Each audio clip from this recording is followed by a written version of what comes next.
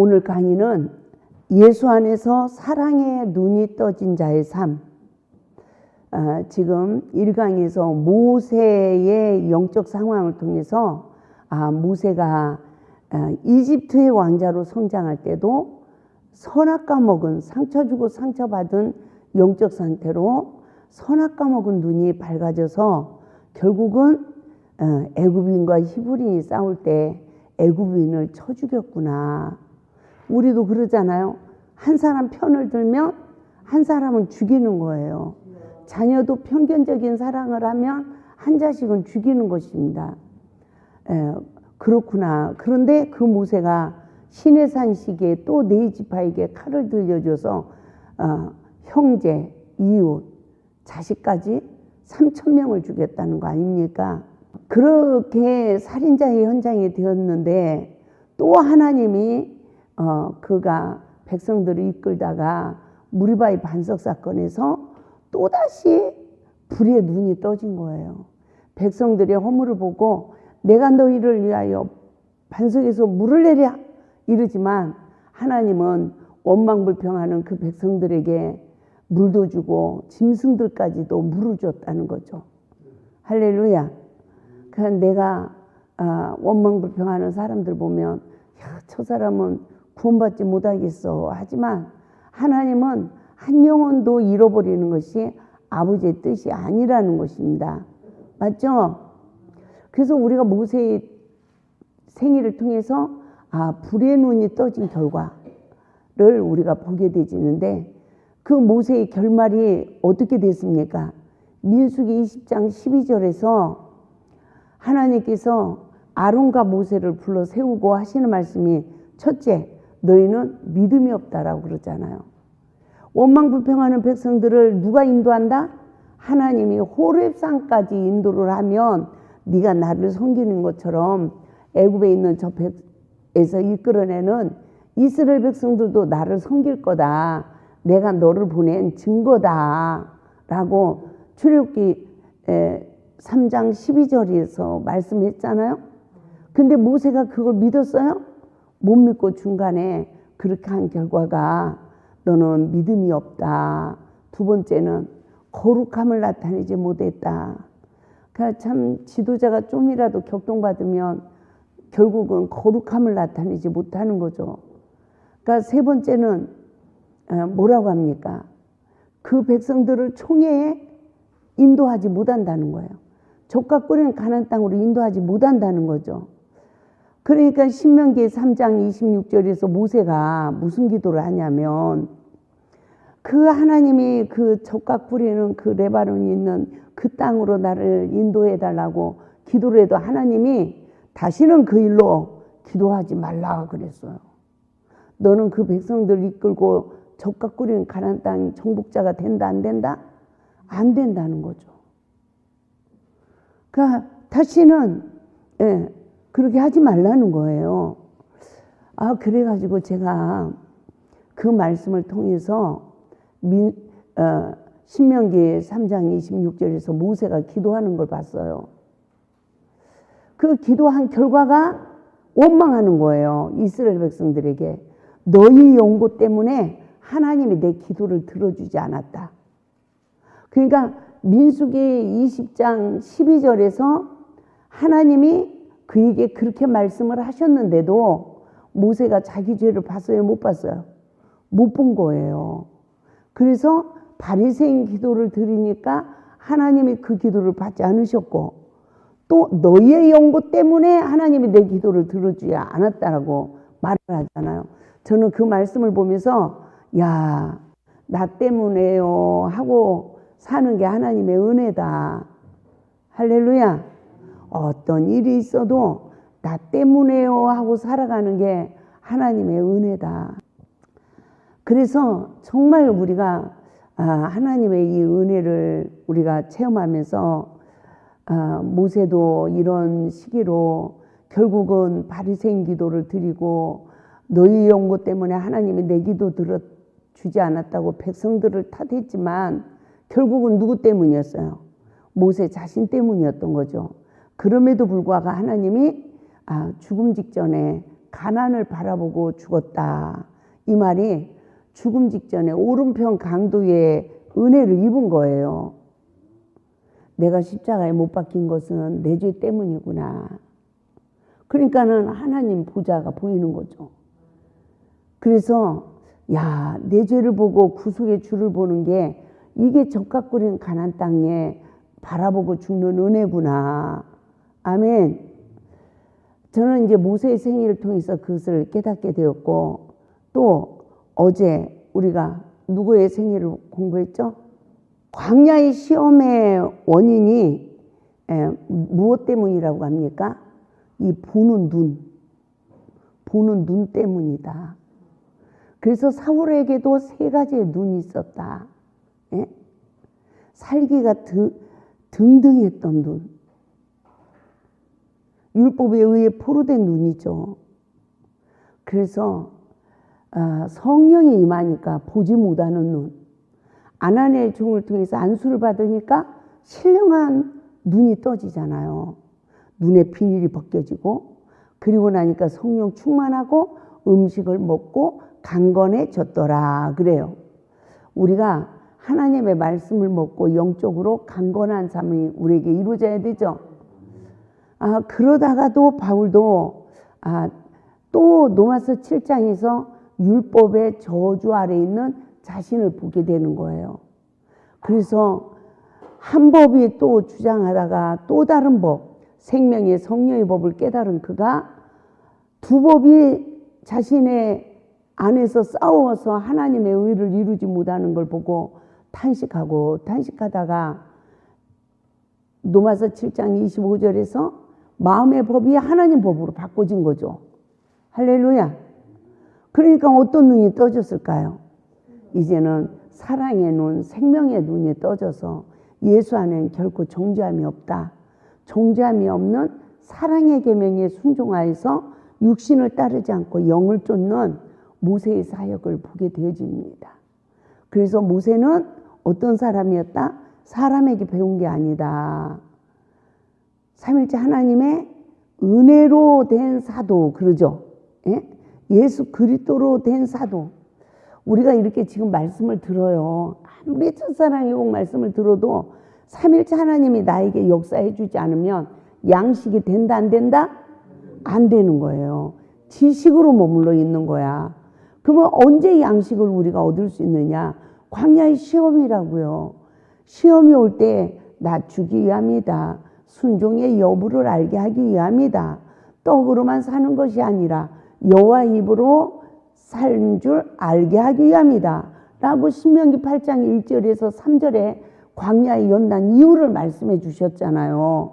그런데 광야의 시험이 딱 오면 뭘 봐야 되냐? 남의 죄를 보고 내가 격동받고 이런 내 자신을 보는 은혜를 입고 내가 날마다 죽어야 우리도 내 율법의 저주에서 해방을 받게 되어지고 죄와 저주에서 해방받은 자의 권세로 예수 안에서 모든 것을 할 수 있는 하나님의 사람이 되는 줄 믿습니다.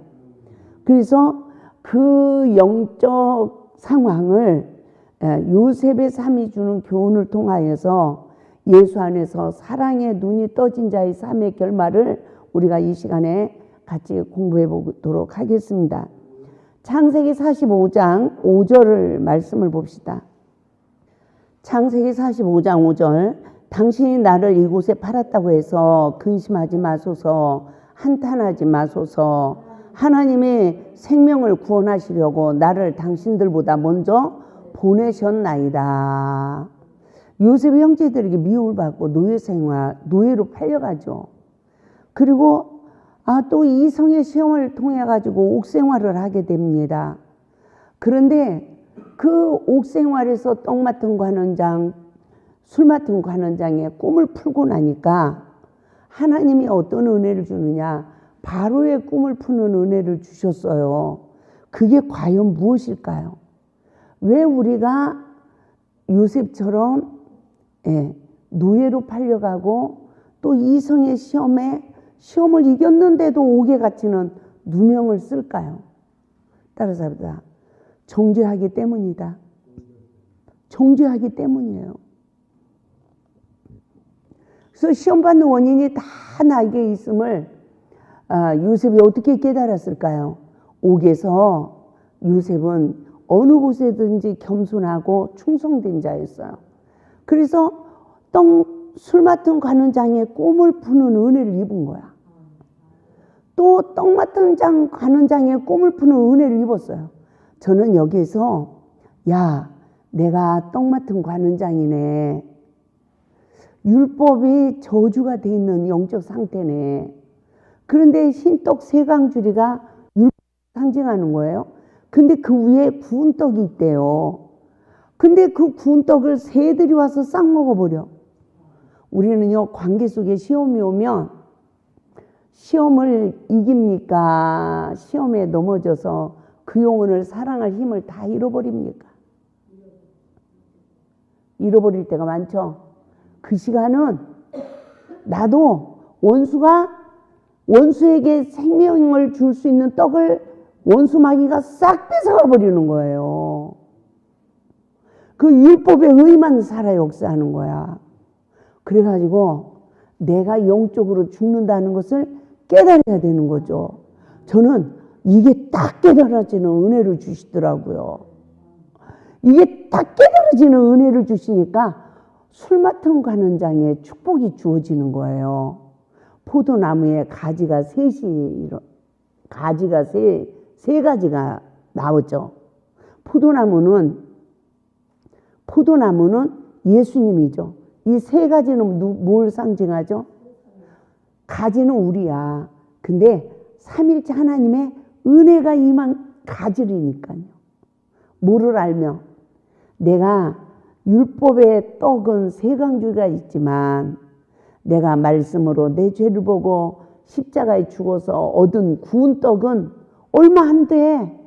근데 시험이 딱 오면 원수가 이걸 가져가는 걸 깨닫고 회개를 해야 내가 포도나무에 가지가 붙어있는 시간. 무슨 은혜로? 삼일째 하나님의 은혜로. 그러니까요, 싹이 나고요, 꽃이 피고요, 열매를 맺어. 그러니까 그 포도즙을 따서 바로의 잔을 바로에게 주는 거예요. 왜 바로에게 줄까요? 하나님의 은혜를 우리는 누구에게 줄 수 있죠? 원수에게. 나를 박해하는 자에게. 근데 잘 줄 수 있어요, 없어요? 아까운 게 아니라 그에게 받은 상처 때문에 나도 아파서 이게 아직 안 된 거죠. 그렇죠? 그래서 저는 예수님은 포도나무, 우리는 가지래요. 가지가 포도나무에 붙어 있지 않으면 말라져 버린대요. 열매도 맺지 못한대. 그 결과 거두어서 불살라 버린대요. 사람에게 밟힌대요. 그런데 시험이 딱 오면 내가 포도나무에 딱 붙어야 되는데 누가 붙을 수 있어요? 내 잘못을 딱 깨닫고 내가 잘못했어요 해야 내가 포도나무에 붙어 있는 거예요.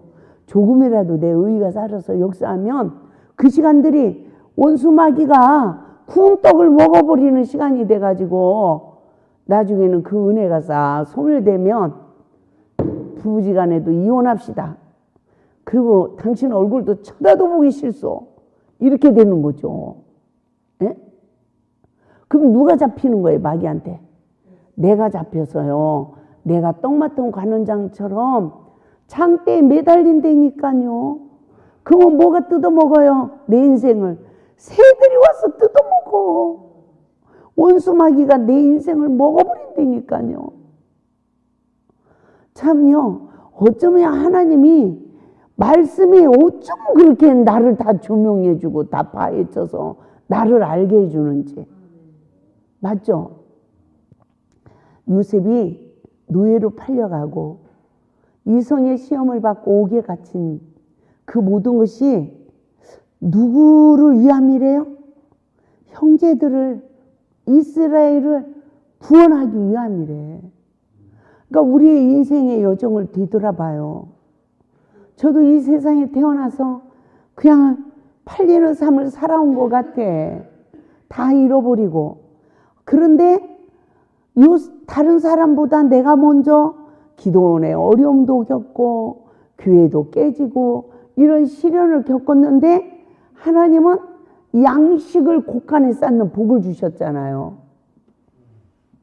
바로의 꿈을 푸는 은혜는 내가 율법의 저주에서 해방되는 구속의 원리예요. 아멘. 그래서 하나님의 은혜는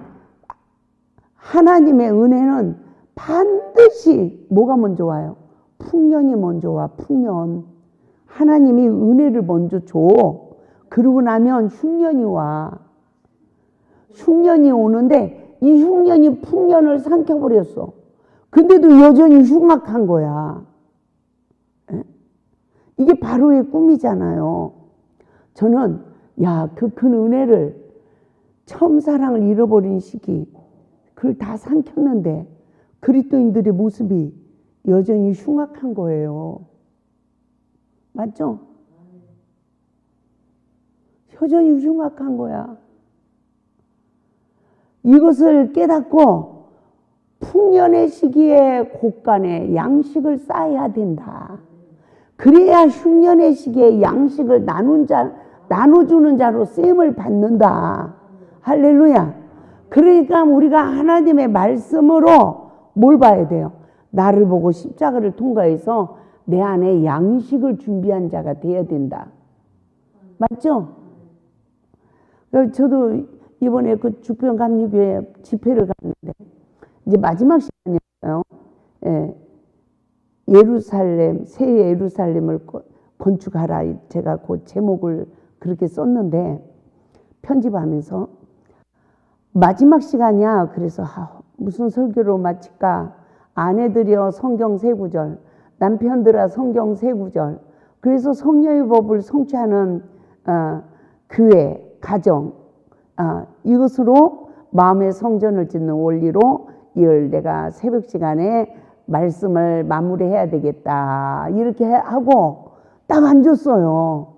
앉았는데 하나님이 창세기 1장으로 착 돌아가게 하시더니 그 첫째 날부터 일곱째 날 안식까지 말씀을 하시더니 그 말씀을 이끌어서 새 예루살렘을 건축하라. 그러기 위해서 어떻게 해야 된다는 것을 어쩌면 그 교회에 합당한 말씀을 하나님이 하게 하시는 거예요.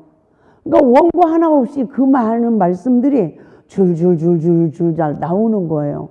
저도 이렇게 설교를 하다 보면 이거 어디서 나오지? 그렇잖아요. 내가 미리 생각한 것도 아니야.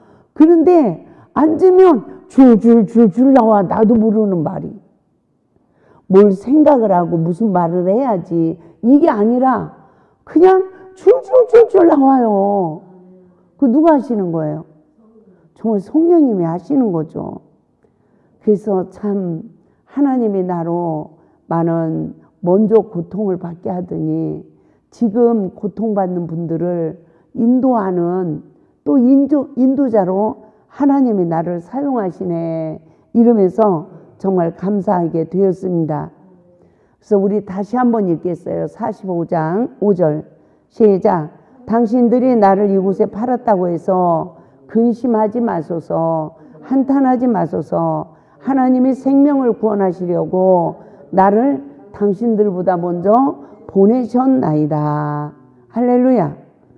이토록 형제들에게 미움을 받고 누유 생활을 하고 이성의 억울한 누명의 시험을 받고 옥생활을 했지만 그러나 그 시련을 통하여 물과 성령으로 거듭나는 성령의 법이 성취된 요셉의 생애를 우리가 봐야 된다는 것입니다. 할렐루야. 그래서 첫째는 상처받고 상처 주는 삶을 알아야 돼요. 45장 5절에서 당신이 나를 이곳에 팔았으므로 근심하지 마소서 그럽니다. 요셉이 형제들에게 미움을 받고 옷을 다 벗기고 구덩이에 집어넣고 또 상인이 지나가다가 요셉을 팔아버리는 그 형제들, 이 상처가 얼마나 많았겠습니까? 네? 이 상처가 얼마나 많았겠어요. 그래서 우리는 누구나 다 원죄를 가지고 태어나 나를 먼저 상처 주고 나를 파는 자가 있다는 걸 깨달아야 되는데, 나를 상처 주고 나를 팔기 이전에 요셉이 먼저 꿈을 꾸고 나서 어떻게 했어요? 꿈 이야기로 끝난 게 아니야. 요셉의 형제들의 그 이복 형제들의 그 양 가축을 돌보는 거를 아버지가 심부름을 보내잖아요. 그러면 잘못하는 거를 아버지께 고해바쳤어. 이래가지고 더 미움을 극심해진 거죠. 그래서 따라잡다 죄가 나로 시작된 걸 알자. 이걸 알아야 되는 거죠. 이거를 깨달아야 내가 죄와 사망의 법에서 해방을 받게 되어지고 치유받은 자가 되어야 당신들이 나를 이곳에 팔았으므로 근심하지 마소서. 이때를 위하여 누가 보내신 거다? 하나님이 보내신 겁니다. 이 말이 나와야 치유받은 자의 축복이 나타나는 것입니다. 그래서 우리가 요셉의 신앙의 고백을 다시 한번 봅니다. 하나님이 생명을 구원하시려고 나를 당신들 앞서 보내셨나이다. 할렐루야. 하나님의 구속의 섭리를 깨달은 요셉의 고백이에요. 형제에게 버림받고 아파해하고 원망해했던 요셉이었습니다. 그러나 술 맡은 관원장의 꿈과 떡 맡은 관원장의 꿈을 푼 요셉은 옥에서 나와서 바로의 꿈을 푸는 은혜를 입고, 할렐루야, 한 시대를 이끄는 지도자가 된 거 아닙니까? 이 은혜가 저와 여러분에게 이루어져야 되는 거죠. 우리가 요셉의 생애를 보면 요셉이 이 사랑의 눈이 떠지는 이 경지에 이르기까지, 신앙이 부활되기까지는 그냥 된 게 아니라고요. 그래서 창세기 45장 7절 8절 봅니다. 창세기 45장 7절에서 8절 시작. 하나님이 큰 구원으로 당신들의 생명을 보존하고 당신들의 후손을 세상에 두시려고 나를 당신들보다 먼저 보내셨나니, 그런즉 나를 이리로 보낸 이는 당신들이 아니요 하나님이시라. 하나님이 나를 바로에게 아버지로 삼으시고 온 집의 주로 삼으시며 애굽 온 땅의 통치자로 삼으셨나이다. 당신들이 나를 보낸 거예요? 아니에요. 하나님이 나를 이곳으로 인도한 거예요. 그래서 노예 생활도 시키고 이성의 시험을 통하여 옥에 갇혔는데, 억울한 게 아니라 옥에서 술 맡은 관원장, 떡 맡은 관원장의 꿈을 풀고 나니까 바로의 꿈을 푸는 복을 받고, 이것을 정말 이기고 나니까 이렇게 한 통치자로 그 온 집의 주로 삼으셨다는 거죠.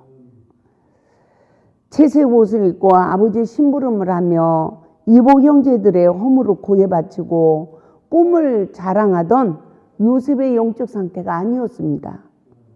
다만 구원하신 하나님이 아니라, 나 하나만을 구원한 하나님이 아니라 온 가족을 구원하시려고 하나님이 여차여차히 하셨다라고 하나님의 뜻을 선포하는 요셉을 보게 되어집니다. 그러므로 따라서 합니다. 이긴 자만이 받는 권세다. 이긴 자의 권세를 받은 요셉의 생애를 창세기 45장 8절에서 보겠습니다. 그런즉 나를 이리로 보낸 이는 당신들이 아니요 하나님이시라. 하나님이 나를 바로에게 아버지로 삼으시고 그 온 집의 주로 삼으시며 애굽의 통치자, 온 땅의 통치자로 삼으셨다라고 말합니다. 고난을 통하여 우리는 죄와 저주에서 해방을 받아 하나님의 아들의 권세를 받게 되는 줄 믿습니다. 내 인생이 사람의 손에 있지 않은 거예요. 내가 어쩌다가 내가 지금 이래. 아니에요. 그 많은 사람들이 많은데 하나님이 지금 나를 쓰시는 거라고요. 아멘. 하나님의 역사를 위하여 나를 쓰는 거예요. 우리 목사님은 일하다가 힘들면 나 쳐다보면 좀 막 짜증을 나한테 내시려고 그래. 그래서 아니 왜 당신이 나한테 화를 내요? 나도 힘들어요. 지금 하나님 앞에서 일하느냐고. 내가 시켜서 하는 겁니까? 하나님이 시켜서 하는 거지. 제가 그랬는데 우리가 다 지금 누구 앞에 붙들려서 쓰임 받는 거예요? 다 하나님 앞에 붙들려서 쓰임 받는 거예요. 할렐루야. 제가 오살리 기도원에 가가지고 은혜 받고 그냥 오고, 한울산 기도원 가서 은혜 받고 그냥 오고. 그런데 내가 기도원을 하다 보니까 어머나 그런 건물 하나 예배 나 은혜 받게 하기 위해서 그 많은 것을 다 준비해서 하나님이 하나님 종들을 또 훈련시켜서 또 봉사자들을 세워서 하나님이 나를 그곳에 가서 은혜 받고 오게 하신 거네.